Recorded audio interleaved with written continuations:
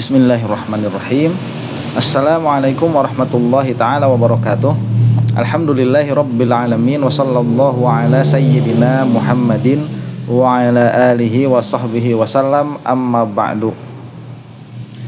Video kali ini kita akan santai dulu ya. Kita akan menurunkan pembahasannya dulu nih. Dari yang selama ini kemarin itu apa yang saya bahas itu serius ya, dalam pengertian menyangkut agama, menyangkut hari akhir. Jadi hari akhir itu bukan sesuatu yang kamu memiliki pilihan untuk percaya atau tidak. Hari akhir itu lebih pasti adanya daripada adanya esok tanggal berapa tuh, 22 ya. Itu lebih pasti. Esok itu bisa jadi ada, bisa jadi tidak ada. Cuman ya kemungkinan besar karena tanda-tanda hari akhirnya itu belum terkumpul semua. 99,9% itu ada. Cuman kalau Allah menghendaki nanti malam kiamat misalkan ya, atau nanti subuh kiamat ya sudah, berarti besok tidak akan ada begitu. Nah cuman kalau hari akhir ya, kalau misalkan sudah kiamat itu pasti ada. Oh itu kan kepercayaan kamu, bukan kepercayaan, itu faktanya. Kamu tidak memiliki pilihan untuk tidak percaya sebetulnya. Cuman kamu ya punya pilihan untuk menutup mata sehingga tidak melihat fakta itu. Nah, jadi karena hari akhir itu akan ada orang yang selamat, akan ada orang yang celaka, ya harus tanggapi dengan amat sangat serius begitu. Sampai saya itu sering garuk-garuk kepala ya kalau dengar kelakuannya orang-orang yang membahayakan keadaan akhirat kita. Nah, sekarang ini lebih simple karena yang akan kita dengarkan ini Bapak Wakil Presiden ya, yang mana siapa namanya, Gibran, itu anak dari mantan presiden kita. Ini kalau saya itu tidak suka ya sama mantan presiden, bukan mantan presiden, sama wakil presiden sekarang itu tidak suka. Cuma tidak suka belum tentu benci ya. Jadi supaya dipaham ini, kalau di dalam mantik itu ada yang namanya naqid ya, naqidus syai'. Dia itu lawanan satu perkara. Seperti A begitu ya. A itu lawanannya bukan B, bukan sebetulnya, tapi bukan A. Nah itu. Jadi A bukan A. Nah, suka tidak suka. Nah, tidak suka itu nanti banyak kemungkinan makna yang lainnya, bisa jadi benci, bisa jadi biasa saja. Bisa jadi ya yang lain-lain lah ya, sebel dan lain sebagainya. Nah ini kita akan saksikan. Ini sebetulnya saya sudah melihat setengah dari video yang akan ditampilkan ini, karena ini videonya cukup heboh ya, cukup ramai begitu, dan ada yang komentar juga supaya membahas hal ini.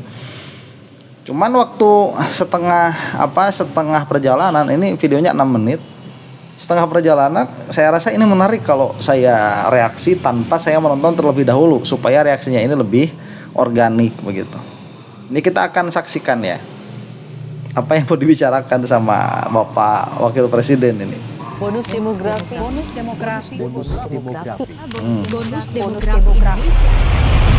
Saat ini Indonesia berada dalam momen yang sangat menentukan.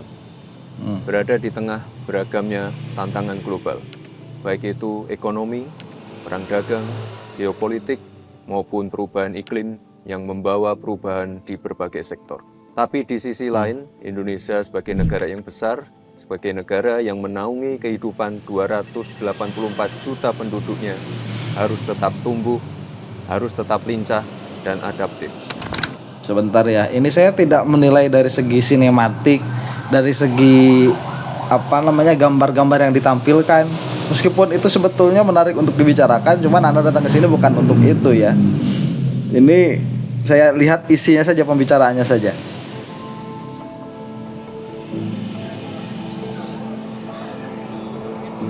Teman-teman, tantangan ini memang ada, bahkan begitu besar. Tapi yakinlah, peluang kita juga jauh lebih besar. Tentu banyak yang sudah mendengar tentang bonus demografi.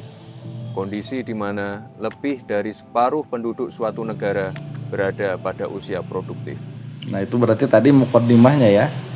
Ini sekarang kita masuk ke inti pembicaraannya nih, bonus demografi. Ya, Indonesia akan mendapatkan puncak bonus demografi di tahun 2030 sampai tahun 2045. Bismillahirrahmanirrahim.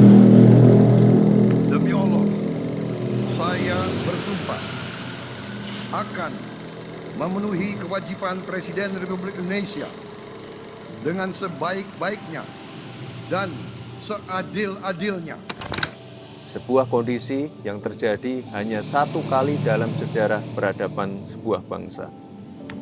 Kesempatan ini tidak akan terulang, di mana sekitar 208 juta penduduk kita akan berada di usia produktif, di mana generasi produktif, generasi muda memiliki proporsi yang lebih besar, sehingga memiliki pengaruh signifikan dalam menentukan arah kemajuan. Ini adalah peluang besar kita, ini adalah kesempatan emas kita untuk mengelola bonus demografi agar bukan menjadi sekedar bonus, bukan menjadi sekedar angka statistik yang fantastis, tapi justru sebagai jawaban untuk masa depan Indonesia, di mana faktor penentunya ada di teman-teman semua. Oke, jadi saya ini ya saya jujur saja ya. Saya tuh sudah lama dengar Indonesia Emas 2045. Dan ternyata ada alasannya. Ya, alasannya itu bonus demografi ini, yang mana usia produktif itu lebih banyak daripada yang anak-anak yang masih kecil dan orang tua yang sudah tidak produktif begitu ya. Saya baru tahu saya. Jadi ini ada informasi ya untuk saya setidaknya. Ada manfaatnya video ini. Karena kita generasi muda bukan sekedar bonus, kita adalah jawaban atas tantangan masa depan. Kita lihat sendiri saat ini banyak anak-anak muda kita yang sudah tampil di garis depan. Sebentar ya, kalau pemuda dalam batasan Indonesia tuh berapa ya? Karena kalau di dalam kitab-kitab itu selama di bawah 40 itu sampai 40 begitu, itu masih disebut pemuda ya. Entah yang dimaksud di sini umur berapa rentangnya itu. Kemarin saya menonton film Jumbo, hasil karya animator muda Indonesia yang saat ini sudah menembus 4 juta penonton serta garis depan. Kemarin saya menonton film Jumbo, hasil karya animator muda Indonesia yang saat ini sudah menembus 4 juta penonton. Film Jumbo ini agak rame ya. Saya tidak tahu cuman bagaimana. Kemarin itu ada yang membahas tentang gayanya begitu ya, gaya sinemanya itu katanya mirip Pixar. Dan ini salah satu yang dibanggakan, dalam pengertian ini salah satu ciri bahwa memang kita itu sedang menuju generasi emas. Cuma entah ya, kita teruskan saja dulu nih. Serta akan ditayangkan di 17 negara Asia dan Eropa. Ini menjadi era baru industri animasi Indonesia. Timnas U17 kita untuk pertama kalinya lolos via kualifikasi ke Piala Dunia dan menjadi satu-satunya wakil dari Asia Tenggara.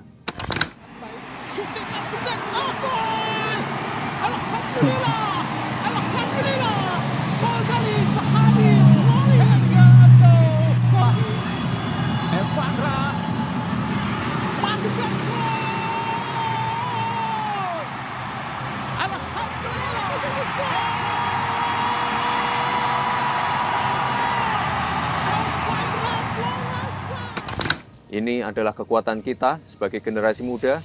Kita harus selalu siap dan mempersiapkan diri.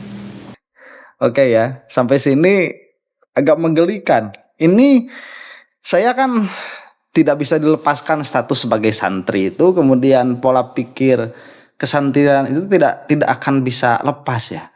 Ini Pak Wakil Presiden membicarakan tentang bonus demografi dan Indonesia Emas 2030 sampai 2045. Tapi yang dijadikan tolok ukur ini entertainment. Ini entertainment ya. Kalau misalkan kita lihat itu Jumbo ya entertainment. Kemudian Timnas itu entertainment juga. Ini kalau misalkan industri kreatif kita dalam pengertian hal ini Jumbo begitu naik ya. Itu yang diuntungkan siapa dan kontribusinya untuk peradaban apa? Ya ini saya tidak bisa melihat hal itu ya dari latar belakang saya sebagai santri. Bukan mengecilkan atau menghilangkan itu sama sekali. Ya kemudian sama saja lah sepak bola itu entertainment ya. Begini, itu sering sekali dikatakan di Rome itu kan ada Kolosium tuh. Kolosium itu salah satu fungsinya adalah untuk membuat agar masyarakat itu tidak kritis terhadap pemerintah. Nah, agar tidak kritis terhadap pemerintah, dibuatkanlah entertainment begitu. Supaya orang-orang itu terdistraksi dari dari kehidupan mereka. Nah, ini semuanya distraction yang disebutkan oleh Pak Wakil Presiden. Sampai sini ya, nggak tahu di setelahnya ada lagi atau tidak. Cuman ya nggak tahu saya harus komentar apa ini. Kita terusin aja dulu ya. Ini adalah kekuatan kita sebagai generasi muda. Kita harus selalu siap dan mempersiapkan diri. Kita harus punya mimpi besar dan keberanian untuk melakukan terobosan. Kita harus mampu beradaptasi dan menjadi penggerak kemajuan. Karena menentu di era kompetisi saat ini adalah bukan siapa yang paling kuat, tapi siapa yang paling cepat belajar, cepat beradaptasi, dan cepat memanfaatkan peluang. AI itu nggak akan menggantikan manusia. Jadi AI itu bukan ancaman. Manusia yang tidak menggunakan AI akan dikalahkan oleh manusia yang menggunakan AI. Dan saya percaya generasi muda Indonesia tidak takut tantangan. Oke, kita terusin aja dulu. Kita adalah petarung tangguh, kita hanya butuh alasan untuk percaya. Teman-teman, membangun Indonesia yang lebih baik, Indonesia yang lebih terang adalah tanggung jawab kita bersama. Baik pemerintah, sektor swasta, akademisi, praktisi, tokoh agama, maupun masyarakat sipil. Seperti yang Bapak Presiden Prabowo selalu katakan, bahwa keberhasilan suatu bangsa, kebangkitan suatu bangsa, bukan pekerjaan 1 tahun, 5 tahun, atau bahkan 10 tahun. Bahwa ini hasil kerja keras pemerintah-pemerintah sebelum pemerintah kita. Jadi marilah kita selalu menghormati semua pihak, semua yang telah bekerja keras, pendahulu-pendahulu kita. Kita sampai di sini bukan seketika. Kita sampai di sini karena perjalanan jauh. Pembangunan bangsa itu dilakukan selama puluhan tahun dan merupakan hasil kolaborasi dan kerja keras seluruh komponen bangsa. Pemerintah tidak akan dapat melakukan pembangunan sendirian. Pemerintah tidak akan dapat bekerja sendirian dalam mewujudkan kemajuan negeri yang kita cintai ini.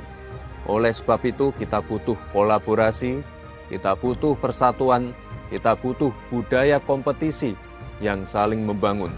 Kita butuh ruang untuk tumbuh sehingga Indonesia yang lebih baik, Indonesia yang lebih terang dapat kita wujudkan bersama-sama.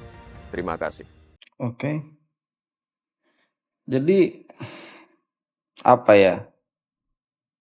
Kapan lagi kita itu bisa memiliki kesempatan untuk membuka isi kepalanya wakil presiden? Ini sering sekali disebutkan oleh para ulama itu seseorang apabila dia itu sudah mulai menulis kitab atau sudah berani untuk berbicara di depan orang, itu sudah mempersilahkan isi kepalanya untuk dibedah. Dan ini rare moment ya menurut saya. Ini apa dulu ya? Saya itu sering mendengarkan pidatonya Kang Deddy Mulyadi. Itu memang keluarnya dari hati ya. Beberapa kali membuat saya terenyuh. Memang yang diucapkannya itu real begitu. Itu berdasarkan realita. Yang diucapkan sama Pak Wapres ini itu jauh sekali dari realita ya. Jauh sekali. Ini tidak ada nyawanya. Yang saya tangkap itu nggak ada nyawanya. Jadi kalau spirit itu nggak ada spiritnya. Kemudian tadi ya saya katakan sinematografi dari apa yang ingin dimunculkan. Ini padahal dalam keadaan dia itu bukan berpidato ya. Sang Wapres ini, dia bukan berpidato, dia tuh sepertinya baca teleprompter yang mana seharusnya itu lebih mengena begitu, karena dibikinkan skrip, kemudian bisa ditambahkan efek musik, bisa ditambahkan efek dramatik begitu. Deddy Mulyadi itu efek dramatiknya itu terlihat dari kata-katanya. Jadi lebih lebih kena kepada hati. Ini nggak ada nyawanya nih pembicaraan siapa? Pak Wapres itu. Itu yang pertama ya, kesan yang saya dapatkan. Yang kedua itu apa yang ada di belakang pikirannya Pak Wapres ini tatkala mau membuat video macam ini? Apa gara-gara udah nonton Jumbo kemudian wah ini nih menarik nih, kita sudah punya udah punya studio animasi sebagus ini, wah ini bisa menjadi tonggak pertama kita untuk melesat begitu ya. Mungkin mencari-cari prestasi yang bisa diaku oleh yang bersangkutan di masa jabatannya begitu. Saya nggak tahu ini apa yang ada di balik, kok random sekali ya begitu ya. Jadi kalau nggak salah ya tadi itu Hari Kartini ya, mau menjelang Hari Kartini bikin videonya itu Indonesia Emas 2045 yang mana dijadikan penekanan adalah film Jumbo sama Timnas U17. Yang mana keduanya ini adalah entertainment, yang mana secara filosofis entertain itu dipakai untuk membuat masyarakat terdiam. Ini apa yang ada di belakang pikirannya Pak Pres ini? Pak Wapres ini ya. Loh. Nah itu yang kedua. Yang ketiga, itu tadi bilang AI ya begitu ya. Kalau dulu AI itu di Sunda itu sudah lama sebetulnya. Di Sunda itu sebelum orang-orang ribut AI, kita itu sudah duluan. Ya, yang ngeributin AI pertama kali itu siapa? Dulu Sumbang itu ya. AI rumah sate bisa mungkir, nah itu. Itu ya AI. Jadi AI itu nama orang Sunda. Ya maaf kalau selera humor saya tidak menyenangkan ya. AI. Jadi kalau tidak menggunakan AI kita akan tertinggal. Lah, kok menggunakan ya? Bukan menggunakan atau kita itu seharusnya sudah mulai membuat, kita itu kok selalu ketinggalan. Orang sudah AI, kita baru animasi. Gimana ya? Ini Pak Gibran ini gimana ya pola pikirnya? Loncat-loncat begitu. Jadi bukan menggunakan. Kalau menggunakan sudah terancam kita itu sebagai bangsa, sebagai negara. AI kok digunakan? AI itu dia tidak AI itu dia tidak memiliki moral value ya, yang mana pada akhirnya si AI itu hanya memuaskan kamu, hanya memuaskan orang yang menggunakannya sebetulnya. Sekarang saya itu tidak bisa membayangkan apabila ada penekanan untuk menggunakan AI. Malah saya kemarin itu lihat-lihat di beberapa kolom komentar itu sudah mulai untuk mempenetrasi AI ke SD, ke SMP begitu. Itu akhirnya nanti anak-anak kita ini mereka tidak akan memiliki daya nalar yang kritis. Jadi AI itu harus seperti kalkulator harusnya. Dulu kita waktu kalkulator itu ya. Kita itu kan waktu SD nggak boleh pakai kalkulator. Waktu SMP nggak boleh pakai kalkulator. SMA dalam pelajaran-pelajaran yang kompleks itu baru boleh bawa kalkulator, dan itu pun sangat dibatasi sekali. Saya tidak ingat itu. Boleh. SMA baru boleh pakai kalkulator itu untuk penghitungan yang kompleks. Dalam pengertian apa? Dalam pengertian kita dari awal itu sudah dikasih sudah diberikan tools untuk berpikir kritis. Nah, di Amerika lain tuh, kalkulator itu sudah bisa dipakai sejak SD. Ini ya, saya kasih tahu ya. Kecerdasan kita minimal zaman saya itu. Berarti zaman saya itu sekitar tahun berapa ya? Kelahiran tahun 90 awal atau 80 akhir. Itu jauh lebih cerdas daripada orang-orang Amerika itu. Saya kasih tahu. Saya ini di Indonesia, pelajaran matematika saya itu tidak bagus. Malah saya itu punya cerita ya dengan guru matematika saya waktu saya mau pergi ke Amerika itu harus minta nilai ditaikan dulu. Ya, dalam pengertian karena memang saya ini tidak suka pelajaran matematika dan saya ini ada masalah dulu dengan gurunya begitu karena dalam pelajaran matematika saya malah belajar bahasa Jepang itu masih ingat sekali saya dimarahin itu. Aduh, Masya Allah. Ya, ini saya agak Badung nih dulu nih waktu sekolah itu. Nah, cuman jadilah ya waktu mau ke Amerika itu ditambahilah sampai bisa sampai memenuhi syarat begitu. Karena itu tidak terlalu signifikan sebetulnya. Nah, waktu berangkat ke sana, kemudian saya itu mengambil matematika algebra itu apa berarti ya? Aljabar ya. Algebra itu sophomore. Saya apa dulu ya? Junior. Junior itu di bawah senior. Itu saya termasuk yang paling tinggi itu. Nilai saya heran lah kok orang Amerika itu kok goblok-goblok kayak gini ya. Itu bodoh-bodoh itu, bego-bego itu. Ya mau saya dulu sama si Miki orang Jepang, itu balap-balapan. Padahal di Indonesia itu saya nggak bagus matematikanya. Jadi secara secara nalar kritis, kemudian secara kecerdasan, kita itu sudah melampaui sebetulnya, dan itu bisa dilihat sekarang lah ya, banyak yang olimpiade itu yang menangkan dari kita tuh, dari Indonesia. Cuman permasalahannya apa? Permasalahannya di kita itu tidak ada jenjang lanjut saja. Jadi setelah menguasai teori, so what? Lalu apa begitu? Karena matematika, fisika itu tidak akan berarti juga kalau dia nggak kembali ke ke pusat akademik, ya paling nanti jadi dosen lagi. Akhirnya kan jadi produksi pelajar, yang mana saya kira begitu ya, seharusnya pemerintah itu mulai mulai memperhatikan sektor riset. Nah, ini dana riset yang harus diperbanyak. Jadi kalau AI ini kata Pak Wakil Presiden, ini AI kalau tidak menggunakannya kita akan ketinggalan. Lo bukan menggunakan, orang lain udah bikin. Kita kok ngobrolnya masih menggunakan begitu. Dan itu kalau misalkan memang sudah dipenetrasi dari awal, ya kita akan tambah bodoh sebetulnya, bukan tambah cerdas begitu.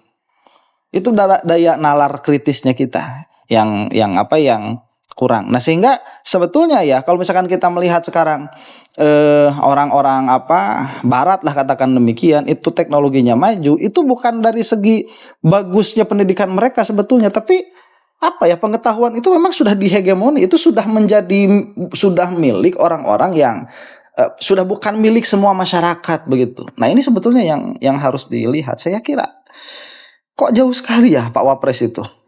Nah, sudahlah ya. Ini saya rasa